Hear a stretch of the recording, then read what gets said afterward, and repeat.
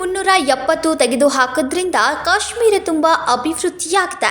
ಮುಂದಿನ ದಿನಗಳಲ್ಲಿ ಸ್ವಿಟ್ಜರ್ಲ್ಯಾಂಡ್ ಹೋಗುವ ಬದಲು ನಾವು ಕಾಶ್ಮೀರಕ್ಕೆ ಹೋಗಿ ಪ್ರವಾಸ ಮಾಡಬಹುದು.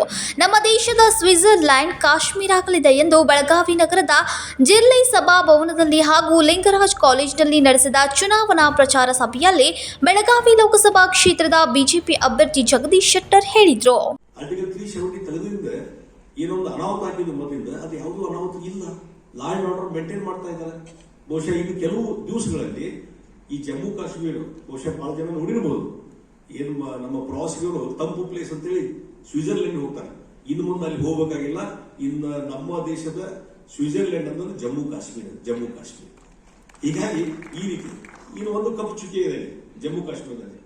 ಏನಂದ್ರೆ ಇಲ್ಲಿ ಯಾವುದೋ ಸಂದರ್ಭದಲ್ಲಿ ಯಾವುದೋ ಸರ್ಕಾರ ಇದ್ದಾಗ ಅಲ್ಲಿ ಪಾಕಿಸ್ತಾನದವರು ಕೆಲವೊಂದು ಸ್ಥಳವನ್ನು ಅಕ್ಯುಪೈ ಮಾಡಿದ್ರು. ಅದಕ್ಕಾಗಿ ಪಾಕಿಸ್ತಾನ ಅಕ್ಯುಪೈ ಕಾಶ್ಮೀರ ಅಂತ ಪಾಕಿಸ್ತಾನ ಈ ಇಡೀ ಒಂದು ಜಮ್ಮು ಕಾಶ್ಮೀರದ ಮ್ಯಾಪ್ದಲ್ಲಿ POK ಅಂತ ಇರ್ತದೆ. POK ಅದೊಂದು ಕಪ್ಪು ಚುಕ್ಕೆ ನಮಗೆ.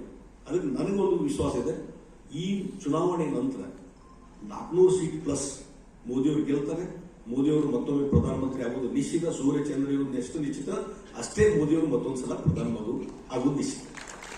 400 ಪ್ಲಸ್ ಆದ್ಮೇಲೆ ನನ್ನ ಪ್ರಕಾರ ಇಮಿಡಿಯೇಟ್ಲಿ ಅವರು ತೆಗೆದುಕೊಳ್ಳುವಂತಹ ಕೆಲಸ ಅಂದ್ರೆ ಈ POK ಅಂತ ಏನಿದೆಯಲ್ಲ ಆ POK ತೆಗೆದುಹಾಕಿ ಅದನ್ನು ಅಖಂಡ ಜಮ್ಮು ಕಾಶ್ಮೀರದಲ್ಲಿ ಸೇರಿಸಿ ಮುಂದೆ ಮ್ಯಾಪ್ ನಲ್ಲಿ ಅಖಂಡ ಜಮ್ಮು ಕಾಶ್ಮೀರ ಕಾಣಿಸೋದೇ ನೆಕ್ಸ್ಟ್ ಅಜೆಂಡಾ ಅನ್ನುವಂತ ಈ ಸಂದರ್ಭದಲ್ಲಿ